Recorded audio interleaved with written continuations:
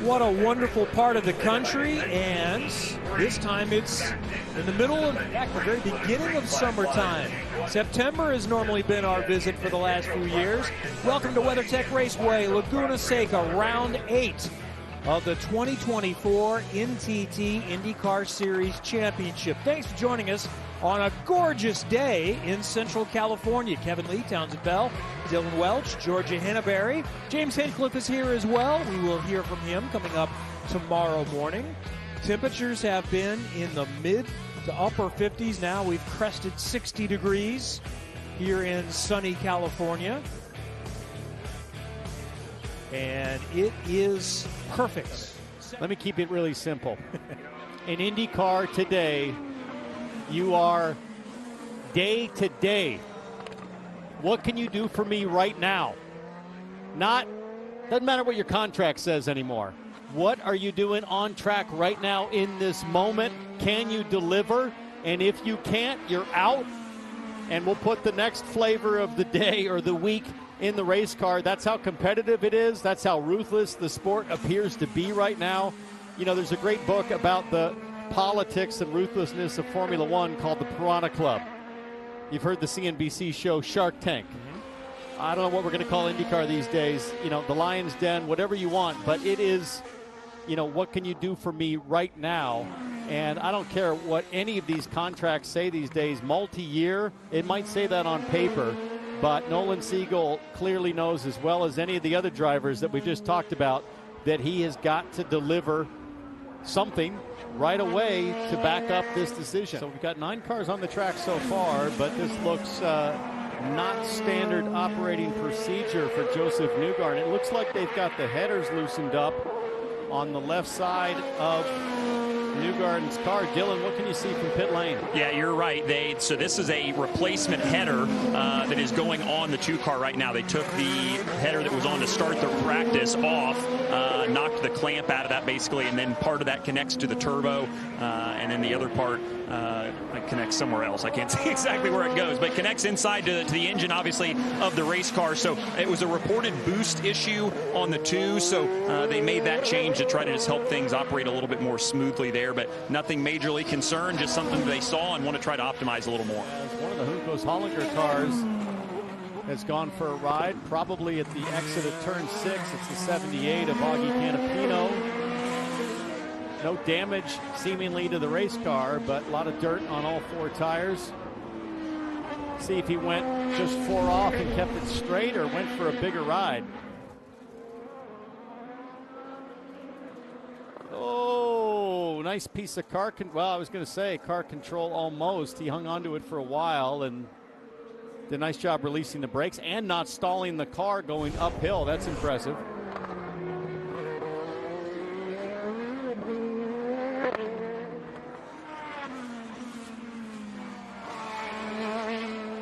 He was very solid here last year, running up front in the September race, late in the race. Elio Castronez was in this car the last 2 weekends. He watches on as a partner in this program, one of the co-owners.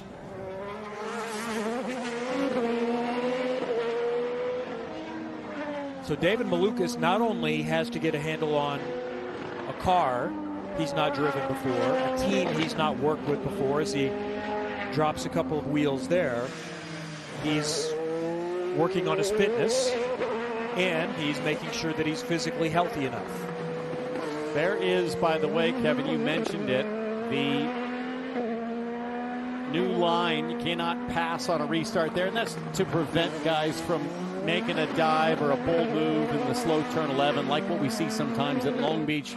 That's been a problem through the years that led to a lot of the chaos last year. But just talking about the 66 MSR car here, the Arctic Wolf car for Malukas. Listen, it's early days. He's done 6 laps, but he's within a second of the quick time so far at Graham Rahal. He's not on pit lane. He's not making adjustments to his wheel. It looks good for Malukas. This is hugely encouraging that he's just already able to circulate without issues and start to push here. I think that's pretty promising. So he hasn't been able to be in a car other than the oval at Milwaukee, but simulators go a long way. And he's actually been using Tony Kanaan's simulator much of the time. The sporting director at Arrow McLaren, they have continued to support him even after he was released from his contract. They got to a point where they just said, we have to move forward on this season, and we don't know when you're going to be ready. But they have continued to not only help him with his physical rehab, but Kanaan has given him use of his high-level simulator. How much can he learn about where he's at as he goes around here? See if that left hand was able to get to the clutch. No, red flag, car stalled.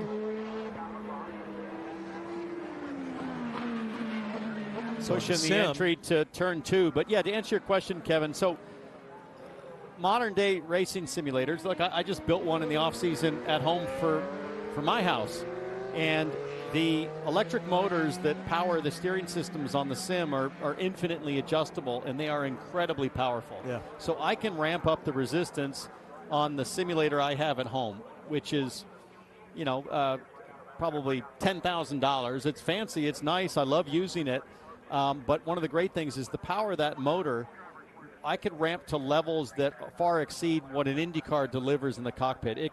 It's almost undrivable, or you almost can really get it to a point that it's undrivable lap after lap for, what we'll have here is 95 laps. So the physical resistance part of driving a race car, David Malukas can absolutely train and develop. He doesn't have to be in the car.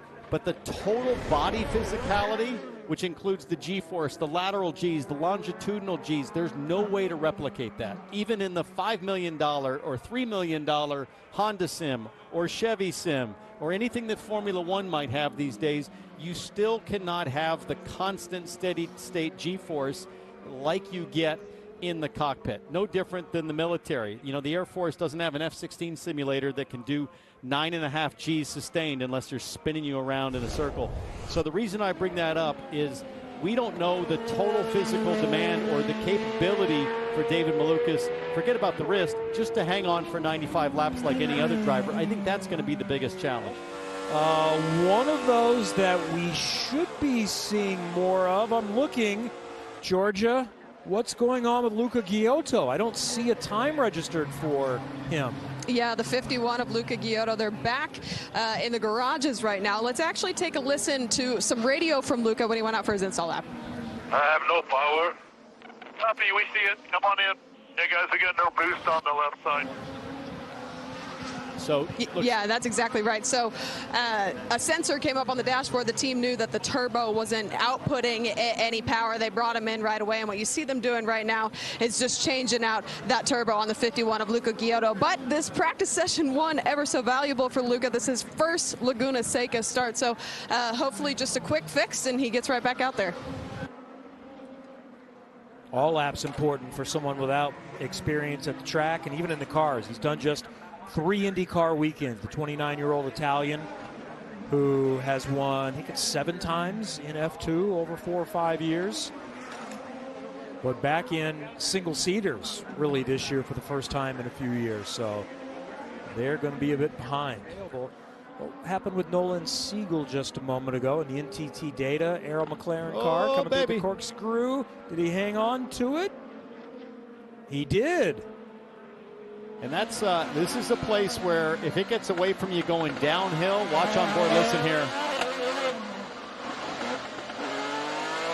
With all the inertia of running, dropping 10 stories there in the corkscrew, you got to be careful because that wall is pretty close to the edge of the racetrack driver's right, and it's all concrete all the way down the hill.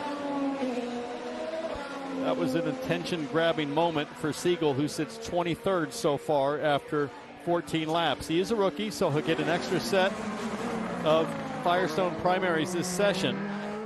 Well, we can't. If Ferrucci's going backwards at 40 miles an hour down the corkscrew, how about that?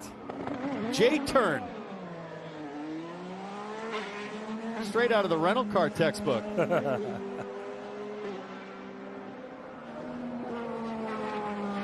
That was just completed the lap, only lost about 12 seconds. Handy bit of driving. I'll bet he's thinking the whole time, oh boy, I hope someone's not flying through the corkscrew chasing me. Let's see what happened here. That's 8A. That's the turn in for the first apex. He gets a lot of the apex. That left rear almost certainly kicked off that yellow apex curb. And this is super smart. Right here, he's in huge risk of getting collected. So rather than trying to steer it off the track, he pulls the clutch, and he's going to use his mirrors to get out of harm's way. That's a pretty savvy move. And he tops it off with the little J-turn like he went to stunt driving school. He kept it running the entire time, although he could have bump started it going down that hill.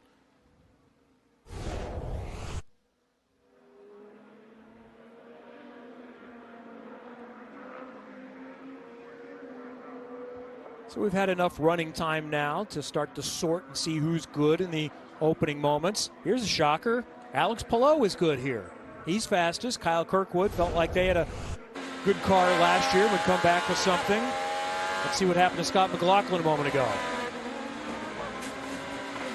Everything was looking great. He was committed, going for it. And then, of course, it's like, well, I'm not even sure I can get back on the racetrack before the pit wall, so I'll just pit and have him check the car. But it's almost like the thing G'd out. Maybe it even bottomed at the apex at turn 10. That's where you get the most vertical load on the car. Could just be that he ran out of vertical clearance and cased it. I heard him say something, too, about wanting front traction. So not sure if you saw anything there, Townsend, that would kind of indicate the same thing, but that was what he said on the radio. Everyone says there's a tree that you look at. Do you have a marking that you can see in the skyline? We're going to get you a still shot eventually, and I want you to look at it and tell me what you used as a reference. Or maybe you just on board the next time we see somebody going through as we watch Graham Rahal now. That Mobile 1, number 15 this weekend. As much as anything, it just sort of becomes muscle memory.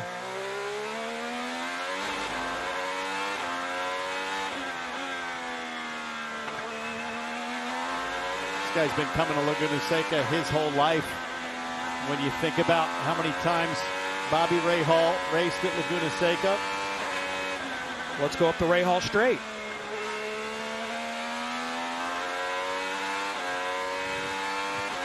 So get up the telestrator here as we go up the Rahal straight now. We come to the end of that. Give me a thought. Got to look at it now.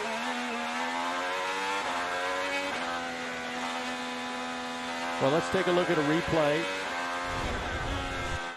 and see what we see. So we'll kind of go ahead and roll tape here. The taller tree. And at this point, no, I'm turning in. It's this. Well, keep rolling, keep rolling, keep rolling, keep rolling. And at this point, pause here. So right here, you're checking out. Maybe here, depending on what you like, but you're going to pick one of these 2 points, and that's really your reference point for where you are. And what you're trying to figure out is, where is this? Because right now, as you can appreciate from the camera that sits about a foot above, at least maybe 18 inches above Graham Rahal's eyes, even from this perspective, all we can see is this tiny little bit of apex, and that is not the apex. That's well inside of it. And that's why you've got to figure out where to place your race car. Once you commit and come over the hill, at that point, wherever you are, whether it's gravel, paint, curb, you just kind of keep your eyes up, gas it, and you'll hear the thing just crash and bottom as it finds its landing spot. No other place in the world that has something like the corkscrew. Even Bathurst has the twisties coming down the hill, but not that sort of compression as the car comes crashing through. Is the number 20 there, Christian Rasmussen, with a nice little slide out of turn 10.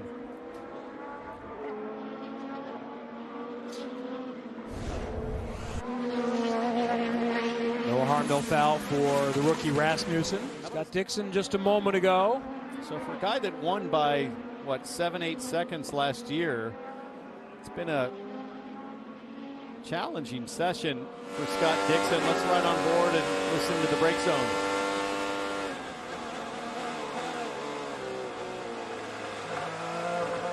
Rear lockup as the track goes red for Pato Award, who is off at the exit of turn 5 backwards. I think he had contact in practice last year. Could be thinking of the year before, one of the last 2 years in a practice session. See what happened to Pato O'Ward. All this new pavement at the exit of 5, but the issue started well early, just trailing in, loses the back end. And I think we can almost definitively say, Kevin, that the track has lost a lot of that new grip. And that's a good thing for race fans. It makes this place more challenging. Tires are going to dig more. And you're going to see a lot of this on Sunday. Drivers fighting to hang on to the back of their race cars.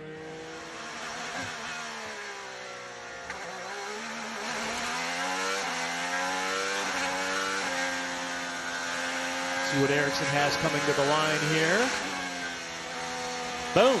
Okay, 108.2, so that's 0.3 quicker. He'll stay out for another lap, and this is an important one. Is this faster, or do we start to see the tires fall off? Let's ride.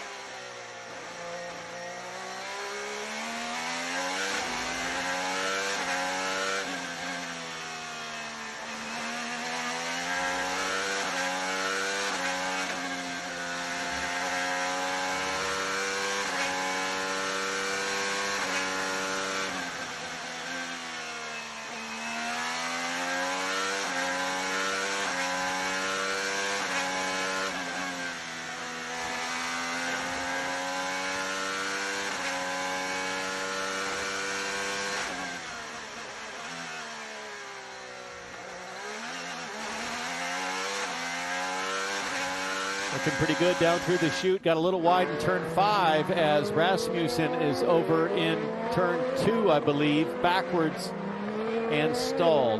Ericsson went just barely quicker. Wasn't his last lap at 108.2? Yeah. This was a 108.1. Meanwhile, Kirkwood, his teammate, at a 108.3, and Rasmussen did not stall.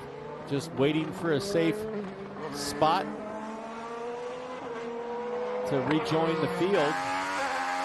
Joseph Newgarden has completed only 8 laps. He got a late start. So let's compare Ericsson's on board to Newgarden.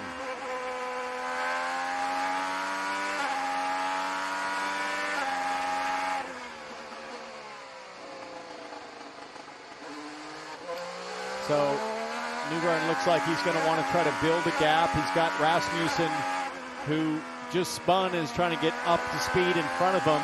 Behind Newgarden, the 45 of Lundgaard is a full straightaway back. So Newgarden's going to get a gap and start to build the speed here and hopefully get a clean one.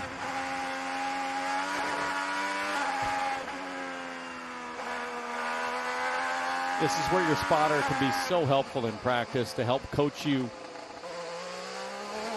to finding space. They typically sit high up on the hill. Let's look at top speed here. Wow, 173. Not a very long straightaway. That's impressive.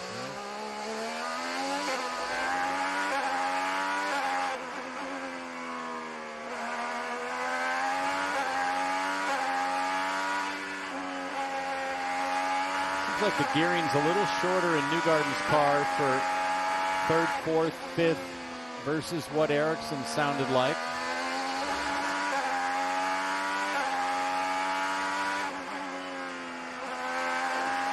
Almost 130 miles an hour through that corner. See what minimum speed is here. So 61, that's freeway speed, and you can't see 30 feet in front of you where you're going when you launch off the corkscrew. To the top. 200s faster than Marcus Ericsson. Did Pato O'Ward just go to 3rd? Was he up there before? He did. He just went there. And there's Luca Ghiotto, who we saw they had some power issues early on. And he's been on track now for 8 laps. Meanwhile, Kev, Newgarden a lot quicker. Oh, yeah. 0.3 better than what he had done already. So that's after a handful of laps on the Reds. So not exactly falling apart there performance-wise. Newgarden going quite a bit quicker with more laps. this seat is open, as far as I know, after this weekend, as Ghiotto drops wheels. In the last announcement, it was for 2 races, and then it was TBD. And by the way, Nolan Siegel was supposed to be in that car for Toronto, so that's now another opening. So actually, Nolan Siegel was supposed to be in Jack Harvey's car. So if you're Théo Pourchaire, maybe you're knocking on Dale Coyne's door right now. I mean, or if you're Dale Coyne, maybe you're knocking on Théo Pourchaire's door. He certainly looked impressive. And Will Power goes wide in turn 10 there, hangs on to make it to pit lane. And now Colton Herta at a 107.7. Fittipaldi at a 108.0. That's pretty cool. That's encouraging for Rahal Letterman-Lanigan. How do you reconcile that with all the complaints from the teammates about handling? Yeah, I want to hear his radio. New look. I love it. The Europharma car, brilliantly bright yellow. That'll stand out. It's a Brazilian pharmaceutical company. Brazilian yellow. But I can't quite figure out what's going on with Scott Dixon. 25th. Now, if he wasn't a 6-time champion and a 58-time IndyCar winner, I think he'd be hitting the panic button. But it seems like a handful as he's working the bar adjustments, and the hands are super busy for Dixon as he tries to hang on to the PNC car. Let's watch for half a lap here and sympathize.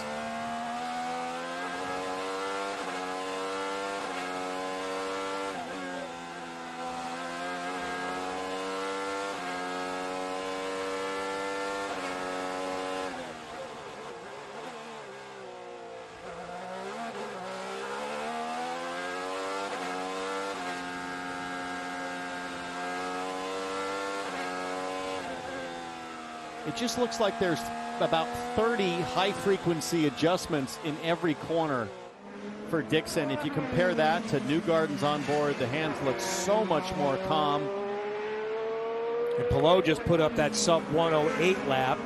Dixon's was 108.6. That was his best lap a moment ago that we saw. And Dixon will not be happy to be working that hard for 19th. Check in on Nolan Siegel. It's 26th on the chart. By the way, we haven't really mentioned, I wanted to say something about Théo Pourchaire. The general consensus, even from the comments from the team, was he did nothing wrong. He actually, by all accounts, did really well in limited opportunities as a rookie, but they felt like they did not want to take the chance of losing an opportunity to have Nolan Siegel as a part of their program long term. It was also mentioned that there was some uncertainty about Pourchaire's availability with his Formula One test contract and a guarantee of having him in the future.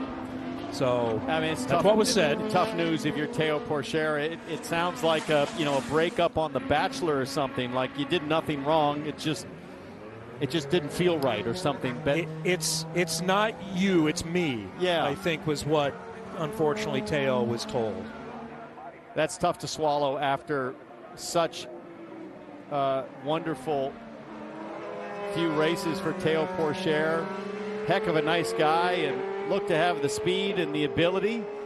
Also didn't have any oval experience. That's one thing you've got to consider, especially the second half of the IndyCar season, as we get a look at Felix Rosenqvist heavily sideways at the exit of turn 3. That's another fairly miracle save. Watch this.